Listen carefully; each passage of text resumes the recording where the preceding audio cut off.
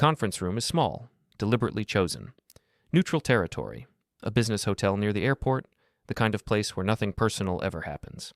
Gray walls, generic corporate art, a table that seats 8, but today will seat 5. I arrive 15 minutes early. Sit facing the door. Phone on the table, face down. Watch set to stopwatch mode, ready. They requested this meeting. Family reunion, they called it. Long overdue, they said. We want to celebrate your success together. I agreed to 90 seconds. They think I'm joking. I'm not. At exactly 2:00 p.m., the door opens. They enter together. My Aunt Linda, Uncle Robert, cousins Derek and Amanda. Smiling too wide, talking too fast. Energy pitched somewhere between excitement and nervousness. David! My Aunt Linda spreads her arms like she's greeting a returning war hero. Look at you. We're so proud. I check my watch. Press start on the stopwatch. Don't stand. Don't smile. Please sit. They exchange glances but comply. Arrange themselves across from me. Still smiling. Still performing enthusiasm. We saw the magazine, Derek says, leaning forward with an intensity that feels rehearsed. Forbes, the cover. Do you know how incredible that is? We've been telling everyone we know. My cousin is a tech genius, sold his company for over $200 million. We always knew you'd do something special, Amanda adds quickly. Even when you were young, we could see you were different. Brilliant. I don't respond. Just watch the seconds tick by on my watch. 15 seconds elapsed. My Uncle Robert clears his throat. We wanted to get together, really reconnect. It's been too long since the family has been together. With your mother gone and everything scattered, we thought this success could be something that brings us all back together. Family is important, my Aunt Linda says, reaching across the table like she might try to take my hand. And we want you to know we're here for you, to celebrate with you, to support you. 30 seconds. We were thinking, Derek continues, maybe you could tell us about the business, how you built it, what the exit was like. We'd love to hear the whole story, and maybe, he tries to sound casual, maybe talk about some investment opportunities. You probably have capital to deploy, and I've been looking at some really promising ventures that... I hold up one hand. He stops talking. 45 seconds. Thank you for coming, I say, my voice calm and even. I appreciate you making the time. Of course. My Aunt Linda's smile gets wider. We've missed you. We want to... This meeting isn't about reconnection, I continue, cutting her off gently but firmly. It's about closure. The smiles freeze. Confused glances ricochet around the table. Closure, Amanda repeats. Yes, I wanted to see you in person, to hear what you'd say, to confirm what I already knew. 60 seconds. David, I don't understand, my uncle starts. You called me a nerd for 15 years. A disappointment, the odd one. You mocked my interests, dismissed my achievements, and made it clear at every family gathering that I didn't fit, didn't belong, wasn't enough. Silence. The smiles evaporate. That was years ago, my Aunt Linda says, her voice defensive. We didn't mean... You were sensitive. Kids get teased. That's normal. It wasn't teasing. It was sustained dismissal. And you weren't kids. You were adults who should have known better. 75 seconds. We're trying to apologize, Derek says, his voice rising slightly. We're here, aren't we? Trying to make things right? You're here because I'm successful. Not because you regret how you treated me. Not because you've reflected and grown. But because proximity to my success benefits you. That's not fair, Amanda protests. We're family. We've always been family. Family supports each other. You didn't support me. You tolerated me at best, ridiculed me at worst. For years. Consistently. Relentlessly. 85 seconds. I stand. They all look up, startled. This meeting is over. What? My Uncle Robert pushes back from the table. You're leaving? We just got here. You've had 90 seconds.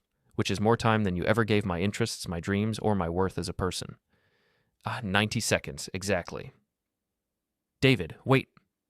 My Aunt Linda stands, reaching toward me.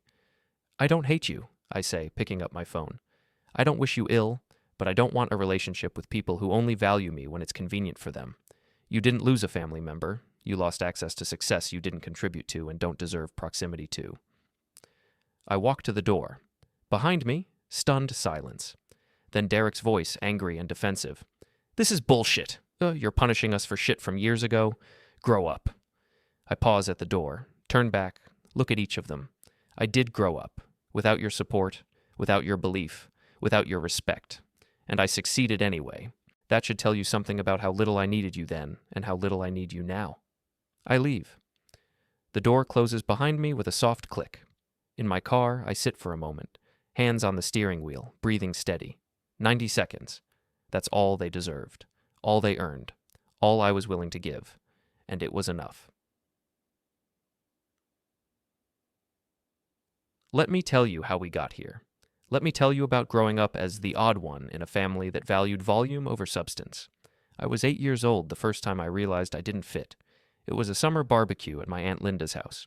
The backyard was full of relatives, loud, laughing, drinking beer, playing cornhole, being the kind of boisterously social that photographs well. I was sitting on the porch steps with a book, A Brief History of Time by Stephen Hawking. Way above my reading level, but I was fascinated by the concepts even if I didn't fully understand them. My cousin Derek, 12 at the time, snatched it out of my hands. "What the hell are you reading?" He flipped through pages, laughing. "Black holes? Dude, you're 8. This is weird even for you. Give it back." "Why? So you can keep being a freak? Come play cornhole. Be normal for once." "I don't want to play cornhole. I want to read." "Of course you do, because you're weird. The weird cousin who doesn't know how to have fun." He threw the book back at me, not gently, and walked away, shaking his head. I picked it up, smoothed the bent pages, and went back to reading. But the joy was gone, replaced by the growing awareness that something about me was fundamentally wrong in their eyes. Later that day, my Aunt Linda found me still on the porch. "Honey, why aren't you playing with the other kids?" "I'm reading." "I can see that, but you're at a party. You should be socializing, having fun. Don't you want friends?" "I have friends." "Do you? Because you're always alone with books. That's not healthy for a child. You need to learn how to interact with people, not just pages. Books are interesting. People are interesting too, or they would be if you gave them a chance." She sat down next to me, her voice taking on that concerned adult tone. "Sweetie, I worry about you. You're so smart. Everyone can see that. But being smart isn't enough. You need social skills too. You need to be able to talk to people, make friends, fit in. Otherwise, you're going to have a very lonely, very difficult life." "I'm not lonely. Not yet. But you will be if you keep isolating yourself like this. Come on, put the book down. Go join your cousins. Try to fit in for once." "For me?" "Try to fit in for once." The message was clear. Who I was naturally, quiet, bookish, introspective, was wrong. I needed to change. To force myself into a mold that didn't fit. To become someone I wasn't for the comfort of people who couldn't accept who I was. I was 8 years old, learning that lesson for the first time. It wouldn't be the last. The pattern continued. Every family gathering became a referendum on my oddness. At 9, during a 4th of July party, I spent the afternoon disassembling and reassembling an old radio I'd found in my aunt's garage. I wanted to understand how it worked, how the signals became sound, how all the pieces fit together. My Uncle Robert found me in the garage, parts spread across a workbench. "What are you doing?" "Learning how radios work. See, this is the tuner, and this part amplifies the signal. David, there's a party happening, fireworks in an hour. Everyone's outside having fun, and you're in a garage taking apart junk." "It's not junk, it's interesting. I'm learning." "You're always learning, always in your own world. Don't you ever just want to be a normal kid? To play and laugh and not overthink everything? This is fun for me." "This is weird. You're 9 years old taking apart radios alone in a garage. That's not normal. That's concerning." "Why is it concerning to be interested in things?" "It's not the interest. It's the isolation. You isolate yourself from people, from fun, from normalcy. And I'm worried you're going to grow up unable to function in the real world because you spent your whole childhood hiding from it." "I'm not hiding. I'm right here." "Physically, yes. But mentally, emotionally, you're somewhere else, somewhere we can't reach. And that's not healthy." He left. I went back to the radio. Got it working by the time the fireworks started. The satisfaction of solving the problem, of understanding how something worked, was better than any fireworks show. But I was learning. My satisfaction didn't matter to them. Only their definition of fun, their idea of normal, their vision of who I should be. At 10, I started learning programming. A teacher had introduced me to BASIC in school, and I'd become obsessed. Spent every afternoon in the computer lab after school, teaching myself, building simple programs, losing myself in the logic of it. Family dinners became interrogations. Still playing with computers? My Uncle Robert would ask. The question weighted with disappointment. When are you going to do something real? Join a sport? Make real friends? Live in the actual world instead of hiding behind a screen? I'm not hiding. I'm learning skills that will be valuable. Programming is a hobby, a weird hobby for a 10-year-old. You should be outside playing baseball, making friends, being a kid. I don't like baseball. You don't like anything normal kids like. That's the problem. You're so determined to be different that you're making yourself weird on purpose. I'm not trying to be different. I just like different things. Then try to like normal things. Try to fit in. Try to be part of this family instead of some strange outsider who acts like he's better than everyone. I don't think I'm better. Yes, you do. You sit there with your books and your computers and your smart kid attitude, and you make it very clear you think you're above family time, above normal activities, above us. And that's hurtful, David. That's really hurtful. I was 10 years old being accused of thinking I was better than them for having different interests, for being different, for not conforming to their narrow definition of acceptable behavior. The irony was brutal. They were the ones who thought they were better, who judged me constantly, who made it clear my way of being was inferior to theirs. But pointing that out would only make things worse. At 11, I entered a regional science fair with a project on fractals. I'd become fascinated by the mathematics of self-similar patterns, had spent months building visualizations, writing code to generate Mandelbrot sets at different zoom levels. I won first place. The judges were impressed, called it sophisticated mathematical thinking for someone so young. I came home excited to share the news at Sunday dinner. I won the science fair. They said my project showed advanced understanding of... That's wonderful, sweetheart, my mother said, genuinely happy for me. But my Aunt Linda cut in before I could continue. That's great, honey. Very nice.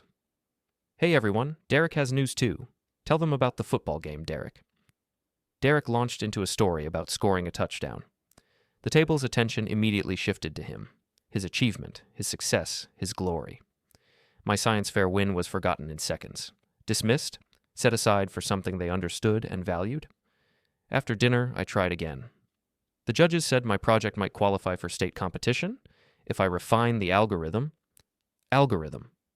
My Uncle Robert said the word like it tasted bad. David, that's great that you're smart. Really. But you know what's more impressive than science fairs? Real-world accomplishments.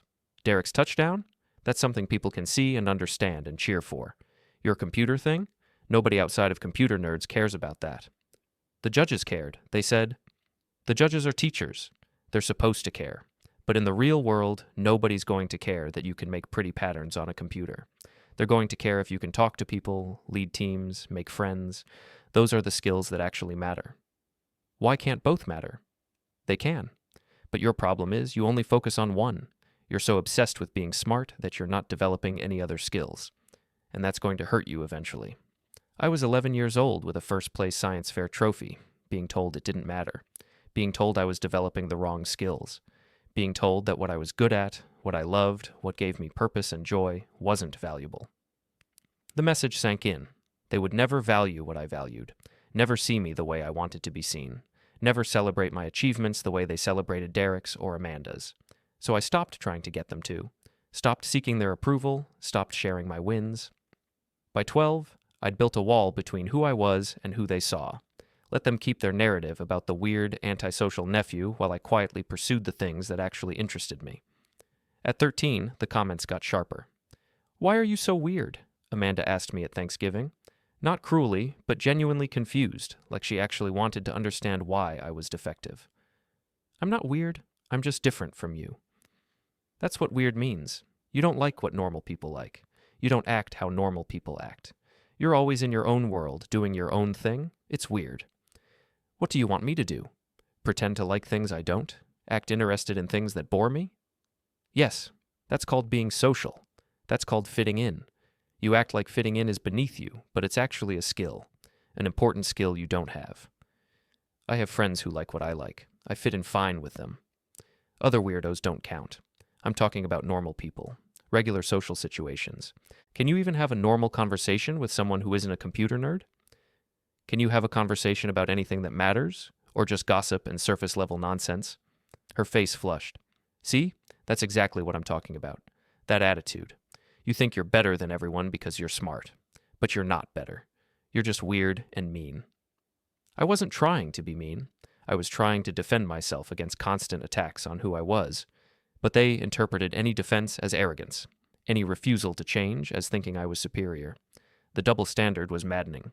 They could criticize me endlessly, but I couldn't push back without being accused of thinking I was better than them. At 14, I stopped going to most family events. Just stopped. Told my mother I had too much homework, too many projects, too much going on. She understood. They're hard on you. They hate who I am. They don't hate you. They just don't understand you. And people fear what they don't understand. I'm not asking them to understand. I'm asking them to stop criticizing, to just leave me alone. I know. I'll talk to them. She did. It didn't help. At 15, during one of the rare family dinners I attended, my Uncle Robert made an announcement. Derek's being recruited by 3 colleges for football. 3. They're offering full scholarships. Our boy has his pick of where to go. The table erupted in congratulations. Questions about which schools, speculation about which offer he'd take, pride radiating from every adult face. I sat quietly, eating, trying to be invisible. What about you, David? My Aunt Linda noticed me eventually. Any plans for college? I'm a sophomore. It's early. But you must have thoughts. With your grades, you could probably get into good schools. I've been thinking about MIT or Stanford, somewhere with a strong computer science program. MIT. My Uncle Robert said it like I'd said Mars. That's ambitious, very ambitious. Probably too ambitious, honestly. You should have backup plans, more realistic options. My grades are... Your grades are great, but MIT isn't just about grades. It's about being well-rounded. Leadership, social skills, the things you're lacking. You'd probably be better off at a good state school, somewhere more appropriate for your skill set. My skill set? You're book smart, really smart, but you're not MIT smart. MIT kids are brilliant and social. They're leaders. You're just smart.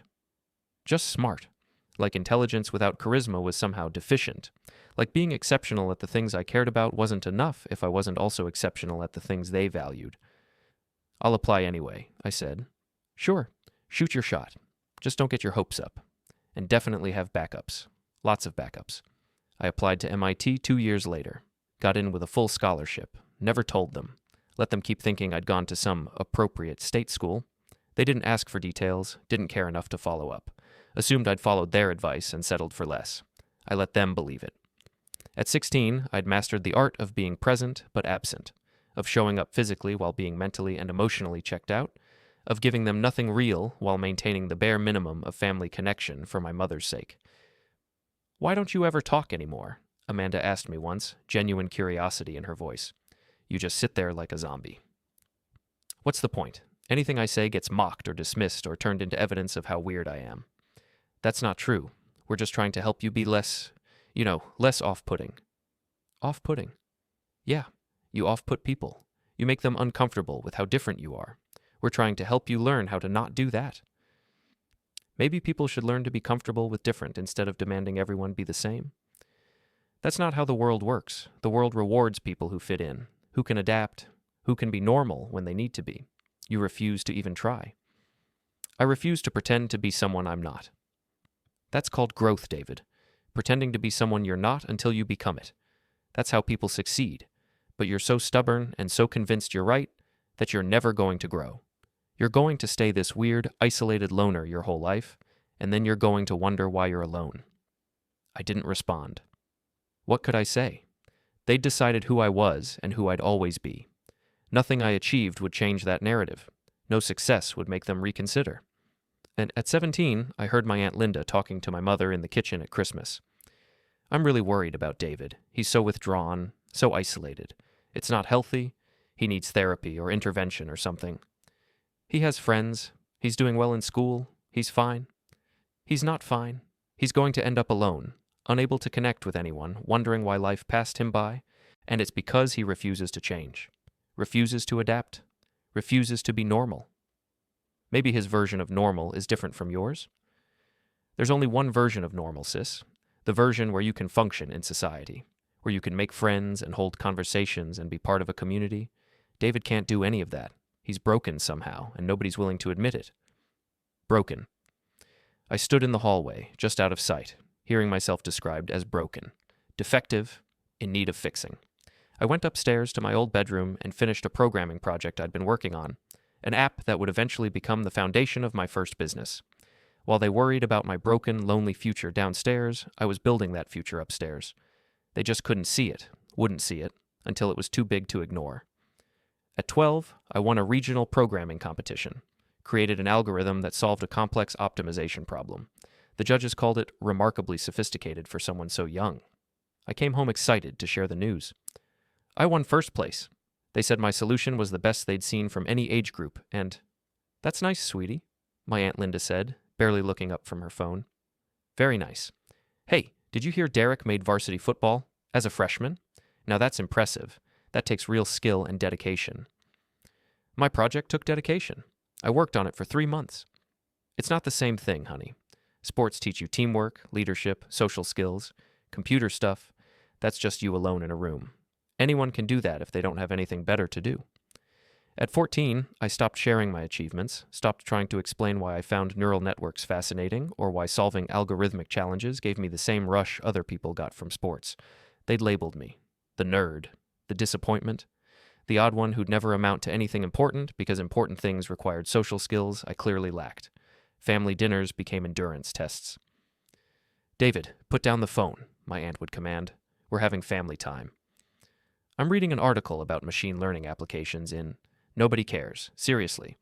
We're trying to have a conversation and you're sitting there absorbed in nerd stuff. Can you try to be present, to be part of this family instead of apart from it? I am part of this family. Are you? Because you never participate, never contribute. Just sit there being weird and making everyone uncomfortable. How is reading making anyone uncomfortable? Because it's rude. It's antisocial. It's you saying you'd rather be anywhere else than here with us. Maybe I would. The honesty slipped out. Silence fell across the table. "See?" Derek said, triumphant. "He admits it. He doesn't even want to be here. Why do we keep inviting him?" "Because he's family," my Uncle Robert said, but his tone suggested he was questioning that decision. "Even if he doesn't act like it." I was 14 years old, being told I was the problem for not enthusiastically participating in conversations that bored me and activities that held no interest. High school was worse. My cousins attended the same school. Derek a senior when I was a freshman, Amanda a junior. They had friends, popularity, the kind of effortless social success that gets celebrated. I had grades, programming projects, and a small group of fellow odd ones who understood that intelligence wasn't something to apologize for.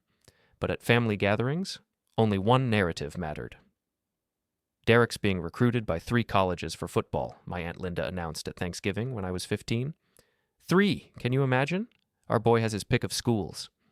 "That's wonderful," my mother said. She was quiet, had always been quiet, the artist in a family of salespeople. She understood being different, but had learned not to fight it. "What about you, David?" my Uncle Robert asked, the question feeling like a trap. "Any colleges looking at you?" "I'm a sophomore. It's early. But I've been talking to some tech companies about internship opportunities." "Internships." He said it like I'd said hobbies. "That's nice. Not quite the same as athletic scholarships, but sure, that's something. It's actually very competitive. These companies get thousands of applications for a handful of spots." "I'm sure it's hard," my Aunt Linda interrupted. "In its own way. Different kind of hard than what Derek's facing, but hard nonetheless. The constant minimization. The subtle, and not so subtle message that what I did, what I cared about, what I excelled at, didn't really count, wasn't really impressive, wasn't really worth celebrating. By 16, I stopped attending family gatherings unless my mother insisted, and when I did attend, I was silent, present physically but absent in every other way. "Why don't you ever talk anymore?" Amanda asked me once, genuine curiosity in her voice. "You just sit there like a zombie." "What's the point? Anything I say gets mocked or dismissed." "That's not true. We're just trying to help you be less weird, more normal. Don't you want to be normal?" "I want to be myself, but apparently that's not acceptable." "It's acceptable. Just work on being yourself in a way that's less off-putting to everyone else." I didn't respond. What could I say? They wanted me to be different, to value what they valued, to pursue what they pursued, to fundamentally change who I was to make them comfortable.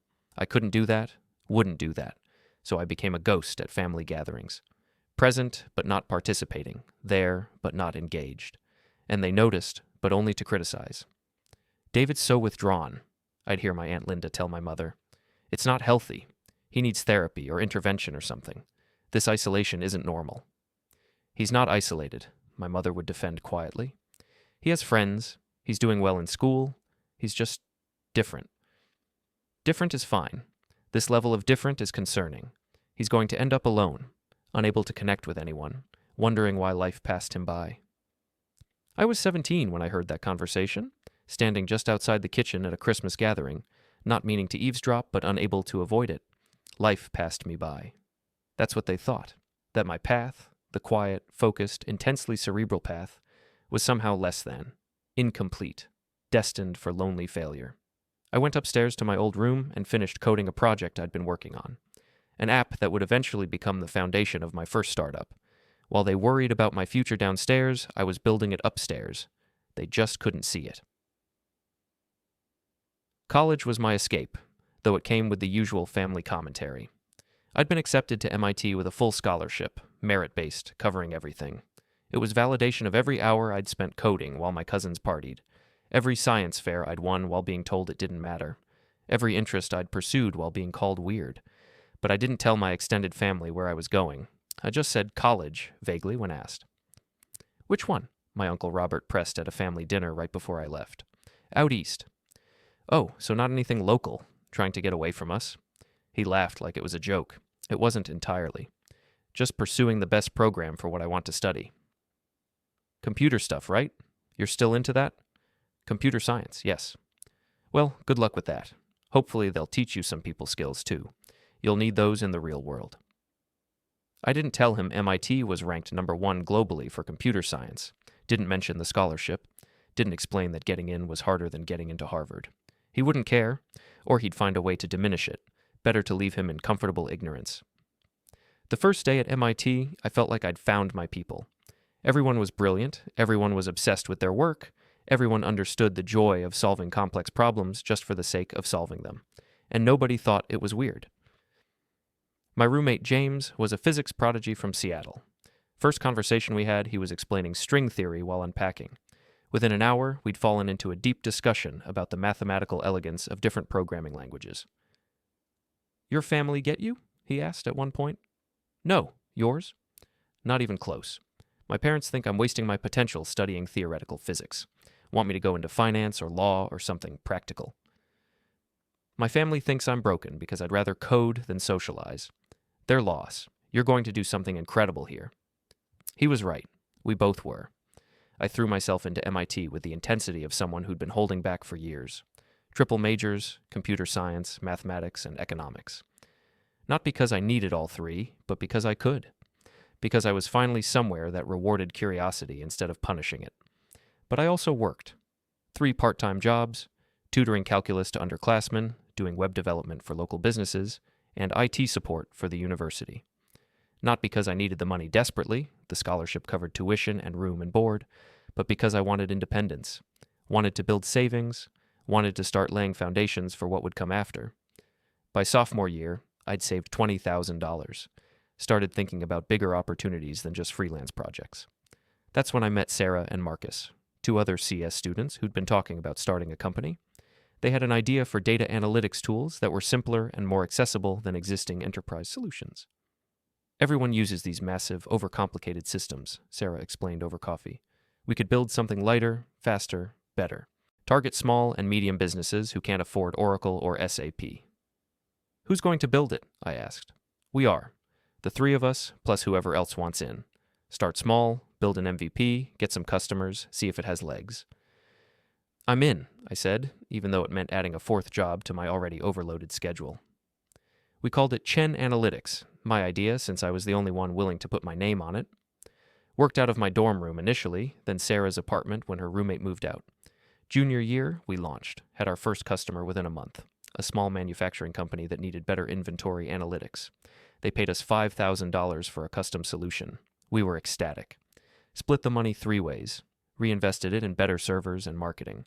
By end of junior year, we had 10 customers and had made $30,000 total. Not life-changing money, but proof of concept. Proof that we could build something people would actually pay for. I still didn't tell my family. They'd called once at the beginning of freshman year, my Aunt Linda wanting to know how I was adjusting to college life.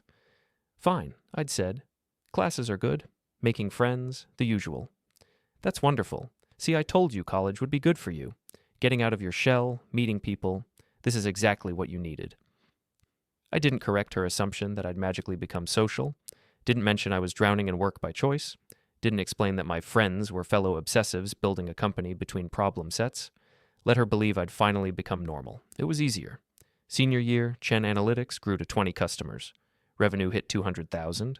We'd all graduated to real equity splits instead of informal partnerships. Had actual corporate paperwork. Were legitimate. We could scale this, Marcus said during one of our late-night planning sessions. Go full-time after graduation, raise money, build a real company. Or we could take jobs at Google and Microsoft and have stability, Sarah countered. She'd gotten offers from both. So had I. This is great as a side thing, but can it really be a career? Only one way to find out, I said. We all had the same decision to make. Safe path or risky path. Stability or potential. I chose potential. Graduation came, my mother attended. My extended family sent cards but didn't come. Too far, too expensive. Derek was having a party that weekend. My mother was proud in her quiet way. Took photos, asked about my plans. I'm staying in Boston, building the company full-time.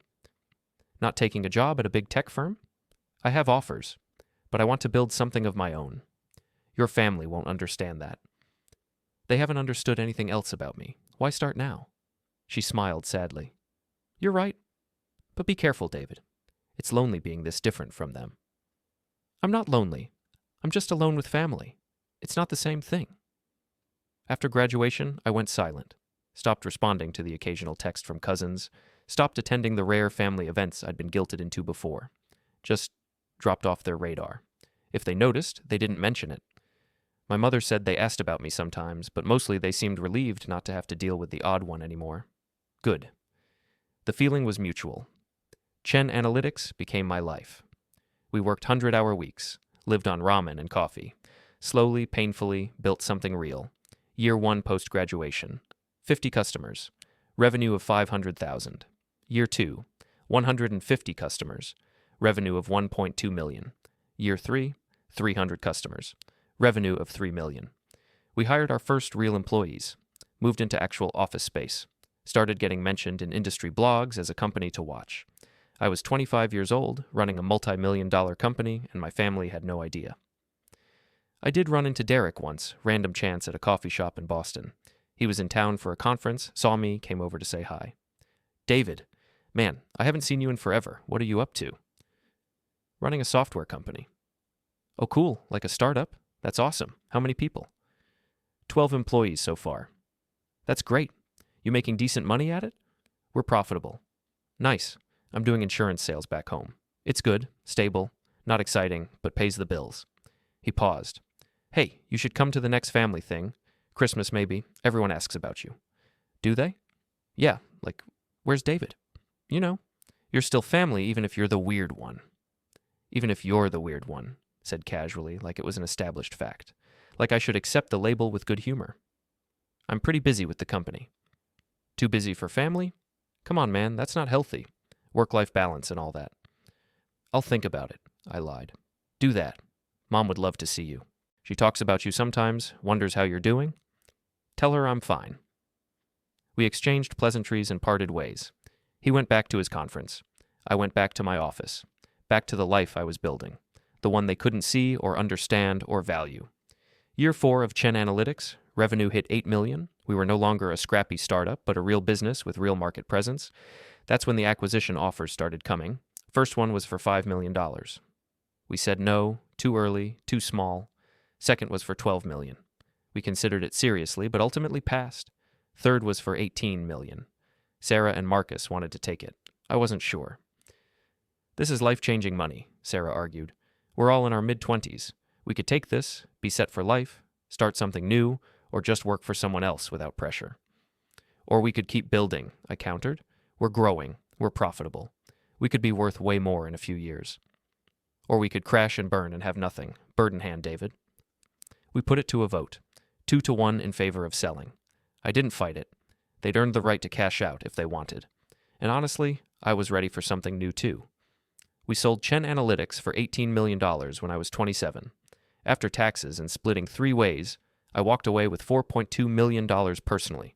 Financial independence, freedom, options. I took 6 months off, traveled, thought about what came next, decided to build something bigger, something more ambitious, started Data Prime Solutions at 28, same concept as Chen Analytics, but enterprise scale. Bigger customers, bigger contracts, bigger potential. Raised $2 million in seed funding from investors who'd watched Chen Analytics succeed, built a team of exceptional engineers. Focused on one thing, building the best enterprise analytics platform in the market. We grew faster than Chen Analytics had. Better team, better product, better timing. Year 1, $5 million in revenue. Year 2, $18 million. Year 3, $45 million. Year 4, $90 million. By year 5, we were doing over $100 million in revenue annually. Had 200 employees, were one of the fastest growing enterprise software companies in the country, and I was still invisible to my family. They didn't know about Chen Analytics, didn't know about Data Prime, didn't know I was worth tens of millions of dollars and running a company that was disrupting its industry. They thought I was still the weird kid who played with computers, probably struggling somewhere, unable to function in the real world, just like my Aunt Linda predicted. I could have told them, could have shown them, could have made them see me differently. But I didn't want them to see me differently because I succeeded. I wanted them to have seen me all along, to have valued who I was before the success, to have believed in me when I was just a weird kid with weird interests. They didn't, so they didn't get to know now. Then the acquisition offers for Data Prime started coming in. Bigger numbers, serious numbers, world-changing numbers. The offer that made me say yes came when I was 32, $210 million. My personal take after everything, over $100 million, more money than I'd ever need, more success than they'd ever imagined I'd achieve, more proof than I'd ever needed that their version of normal wasn't the only path to success. But I still didn't tell them, didn't call, didn't reach out, just closed the deal quietly and moved on with my life. Until Forbes came calling for the cover story. We want to profile the quiet successes, the reporter explained, the founders who built impressive companies without all the Silicon Valley hype. You're perfect for this story. I'm not interested in press. I understand, but your story is valuable. You built 2 successful companies, sold both for significant exits, and you did it without social media, without self-promotion, without any of the usual founder playbook tactics. That's worth sharing. I agreed reluctantly. Did the interview. Let them use a photo. Told them the basics of the story without mentioning family specifically. The article was titled, "The Quiet Billionaire, How David Chen Built and Sold Data Prime Without Anyone Noticing." Billionaire was technically inaccurate. My net worth was around $120 million, not $1 billion, but close enough for a headline. The magazine hit stands on a Wednesday. By Thursday afternoon, my phone was flooded with messages from relatives I hadn't heard from in years. That's when I knew. Nothing had changed. I'd just become worth their attention. Not because they suddenly understood me or valued who I'd always been, but because success made me useful to them. That's when I decided on the 90-second meeting not to punish them, just to confirm what I already knew and close that chapter forever. State school? My Uncle Robert said when I announced my choice. You could have gotten into better schools with your grades. Why settle? They have an excellent computer science program, and I got a full scholarship. Still, state school. Derek's going to USC. Now that's a name school, that opens doors. So does skill, which I'm developing. Skill and connections both matter. You're choosing skill over connections. That's a mistake. But I wasn't choosing skill over connections. I was choosing skill over the connections they valued. I was building different networks in different spaces with different kinds of people, the kind of people who cared about capability, not charisma. I didn't go home often during college. Holidays mostly, and only when my mother asked. I was busy, working 3 part-time jobs, taking a full course load, building projects that would become my portfolio. Senior year, I launched my first real company, Chen Analytics, 2 other students and me working out of my apartment, building custom data analysis tools for small businesses. We made $30,000 in our first year. Split 3 ways, it wasn't much, but it was proof of concept, proof that we could build something people would pay for. I didn't tell my family. They'd find a way to minimize it, to explain why it wasn't impressive, why it didn't count. Better to build in silence than to invite their judgment. After graduation, I had job offers from major tech companies, Google, Facebook, Microsoft, 6-figure salaries right out of school, the kind of offers people dream about. I turned them all down. You what? My Aunt Linda couldn't believe it when she found out through my mother. You turned down Google? David, do you understand what an opportunity that is? I do, but I'm building my own company. It's doing well. Your own company. The thing you started in college as a hobby? It's not a hobby. We did $200,000 in revenue last year. We're profitable, growing. 200,000 split how many ways? 3. So you're making, what, 60, 70,000? David, Google would have paid you twice that. With benefits. With the Google name on your resume. This is a terrible decision. I disagree. Of course you do. You always think you know better than everyone, just like when you were a kid. But mark my words, in 5 years, you're going to regret this. You're going to wish you'd taken the safe path. 5 years later, I sold Chen Analytics for $8 million. My share after taxes and paying out my partners, $4.2 million. I was 27 years old, financially independent, free to build whatever came next. I didn't tell my family about the sale. They weren't part of my life anymore. We'd drifted apart naturally, helped along by their lack of interest in understanding me and my lack of interest in performing for their approval. My mother knew. She was the only one I stayed in contact with. She was proud in her quiet way, not surprised that I'd succeeded, but happy to see it happen. You should tell the others, she suggested gently. They'd want to know. They'd be proud. They wouldn't be proud. They'd be surprised. Then they'd find ways to minimize it or claim they always believed in me. I don't need that. They're still family. Blood doesn't make family. Support does. They haven't supported me since I was a child. They tolerated me at best. She didn't argue. She knew I was right. I took the money from Chen Analytics and started looking for the next opportunity. Spent a year researching, learning, planning. Decided to focus on enterprise software. Complex systems that solved real problems for serious money. Founded my second company at 28. Data Prime Solutions. Built a team of exceptional engineers and designers. Focused on one thing, excellence. We grew slowly at first, building reputation, earning trust, creating solutions that actually worked instead of just marketing well. Year 1, $1 million in revenue. Year 2, $5 million. Year 3, $15 million. Year 4, $40 million. By year 5, we were one of the fastest growing enterprise software companies in the country. Revenue was exceeding $100 million annually. Profit margins were healthy, client satisfaction was off the charts, and I was still flying under the radar. No press, no social media presence, just quiet, competent execution. That's when the acquisition offers started coming in. Companies wanting to buy us, absorb our technology, acquire our talent. I said no to the first dozen offers. We were building something special. I wasn't ready to let it go. But when the offer hit $210 million, with terms that protected my team and our vision, I said yes. I was 32 years old. The deal would make me personally worth over $100 million after taxes and payouts. More money than I'd ever need. More success than my family ever imagined I'd achieve. The deal closed in May. The press announcement went out in June. Forbes wanted to do a cover story. The Quiet Billionaire, how David Chen built and sold Data Prime without anyone noticing. I agreed, though the billionaire label was technically inaccurate. Close enough for headlines, I suppose. The magazine hit stands on a Wednesday. By Thursday, my phone was flooded with messages from relatives I hadn't spoken to in years. The messages arrived in a flood, all within the same 12-hour period. From my Aunt Linda. David, just saw the Forbes cover. We're so proud. We should get together soon. It's been too long. From my Uncle Robert. Congratulations on your success. The family has been following your career and we're amazed by what you've built. Let's catch up. From Derek. Dude, Forbes, that's insane. We need to talk. I've got some business ideas I think you'd find really interesting. From Amanda. Saw the article. So inspiring. Would love to reconnect and hear more about your journey. I read them all, deleted them all, didn't respond. More messages came over the next few days, more enthusiastic, more insistent. We should have a family reunion. It's been too long since we've all been together. Mom would have wanted us to stay connected. That last one, invoking my mother, who'd passed away 2 years prior, almost made me angry. But anger requires caring. I was past that. After a week of messages, my Aunt Linda called. I let it go to voicemail. David, honey, I know you're busy, but we really want to celebrate with you, to hear about everything you've accomplished. We're so proud, and we want you to know that. Please call me back. Let's set up a time to get together.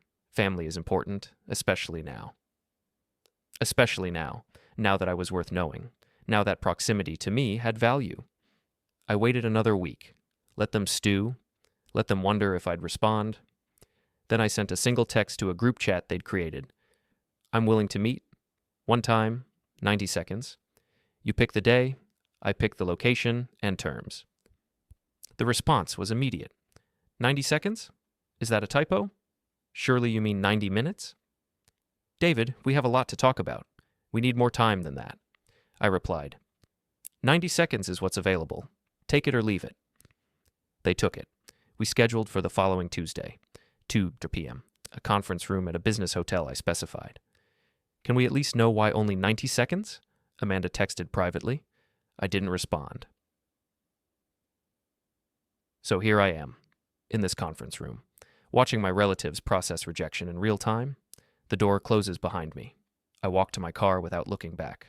No dramatic exit, no parting speech, just done. In the parking lot, I sit behind the wheel and feel nothing. No satisfaction, no vindication, no sense of revenge accomplished, just closure, clean, simple closure. My phone buzzes, a text from Derek. You're really going to throw away family over old grudges? This is pathetic. I delete it without responding. Another text from my Aunt Linda. I don't know what we did to deserve this treatment, but I hope you find peace with whatever anger you're carrying. Delete. Another from my Uncle Robert. Your mother would be disappointed in how you're acting. She always wanted us to stay close.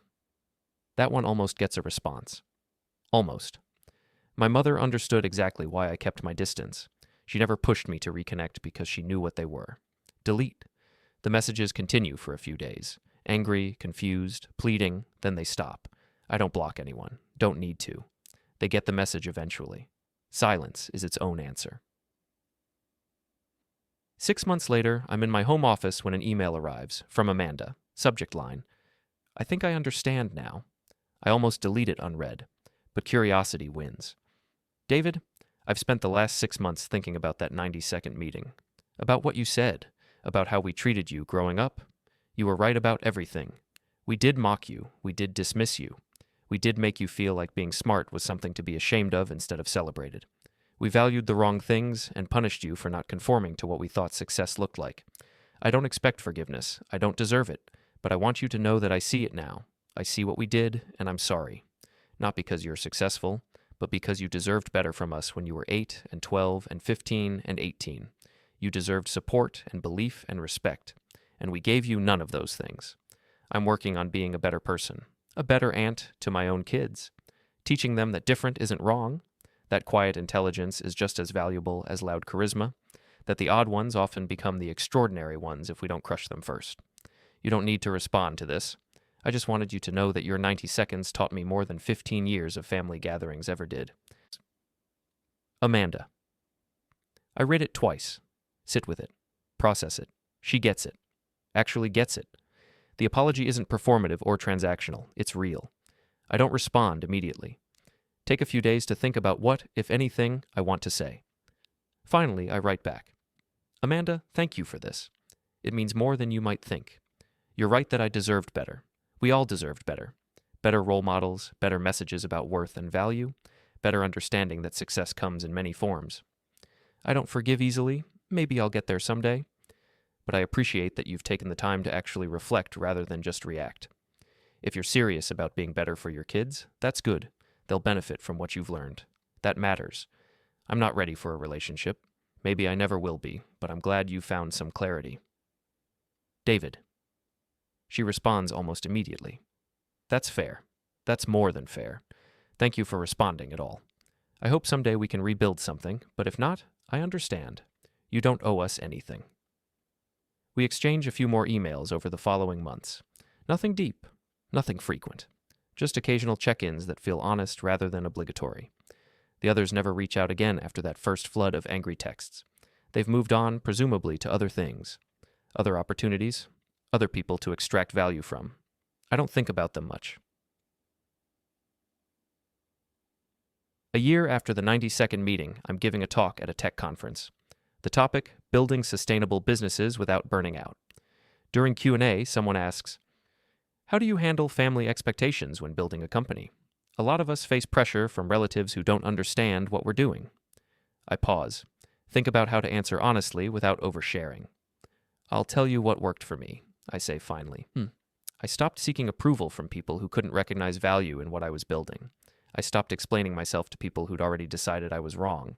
And I stopped giving time and energy to relationships that were conditional on my success matching their definition of it. But they're family, the questioner presses. Don't we owe family something? We owe good people respect and support. If those people happen to be family, great. But blood relation doesn't entitle anyone to access to your life, your energy, or your success, especially if they didn't support you when you had none of those things. The room is quiet. I can feel the resonance.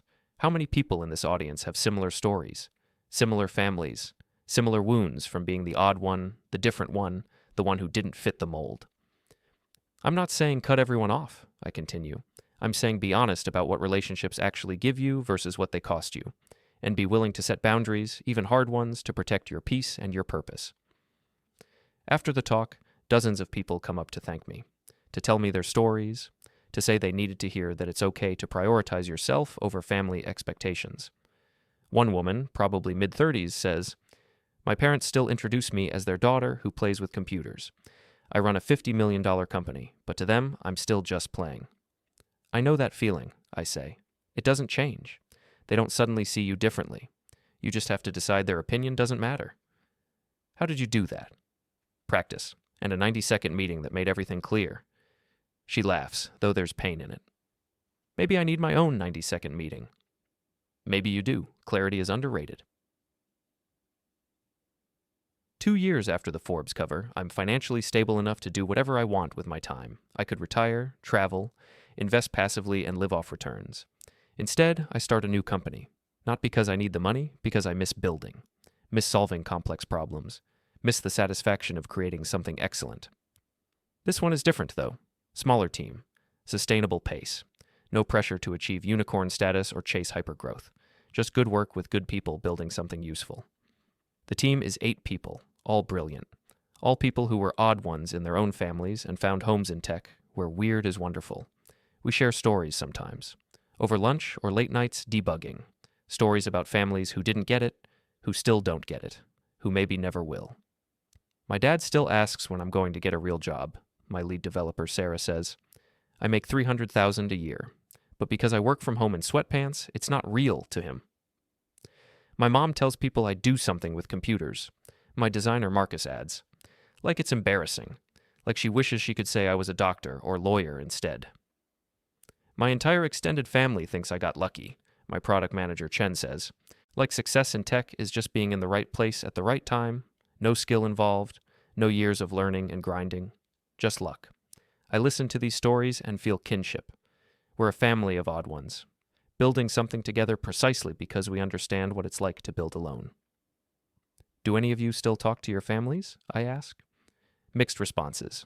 Some do, some don't. Most are somewhere in between, maintaining minimal contact, attending obligatory events, keeping relationships surface level to avoid conflict. What about you? Sarah asks. I saw that Forbes article mentioned you were estranged from extended family. I am. Had a 90-second meeting with them after the article came out. That was enough. 90 seconds? That's it? That's it. They wanted back in my life. I wanted closure. Everyone got what they needed. Do you regret it? Marcus asks. Not having family? Not rebuilding those relationships? I think about it. Really think about it. No, I say finally. I don't regret protecting myself from people who only valued me when it was convenient. I don't regret setting boundaries that prioritize my peace over their expectations. And I don't regret building chosen family. I gesture at the team, instead of trying to fix broken blood relations. Chosen family, Chen repeats. I like that. It's the only kind that matters, I say. The people who choose to be in your corner, who see your value before you're successful, who support you during the struggle, not just after the triumph. We sit in comfortable silence for a moment. 8 odd ones who found each other, who built something together, who understand that the path less traveled isn't lonely if you travel it with the right people. 5 years after the 90-second meeting, I'm 37 years old and happier than I've ever been. The new company is thriving in its own quiet way. Not a rocket ship, not a unicorn, just a sustainable business doing good work, treating people well, solving real problems. I have a partner now, Rachel, who I met at a tech conference. She's a data scientist, brilliant and kind, who grew up as an odd one in her own family. We understand each other in ways that don't require explanation. I have friends who value me for who I am, not what I've achieved. have hobbies that have nothing to do with business, have a life that feels full in ways success alone never provided. And I have peace. Real peace. The kind that comes from living authentically instead of performing for approval. My relatives occasionally surface on social media. I see their updates but don't engage. Derek is selling insurance now, posting motivational quotes about hustle culture. Amanda is a suburban mom, posting photos of her kids and wine jokes. My Aunt Linda shares political memes and complains about young people. My Uncle Robert posts about his golf game.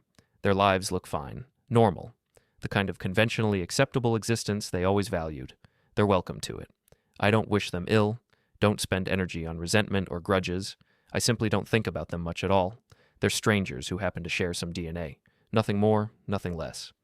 Sometimes people ask if I'll ever reconcile with them, if success has softened my stance, if time has healed the wounds. The answer is always the same. I don't need to reconcile because I'm not in conflict. I'm at peace. I made my boundaries clear, protected what mattered, and moved forward with people who actually value me. That's not bitterness, that's clarity. And clarity, I've learned, is one of the most valuable things success can buy. Not because it lets you punish people who wronged you, but because it lets you see people clearly, who they are, what they want, why they're suddenly interested. And once you see clearly, you can choose clearly. Yeah, I chose 90 seconds. No more, no less. And I've never regretted it.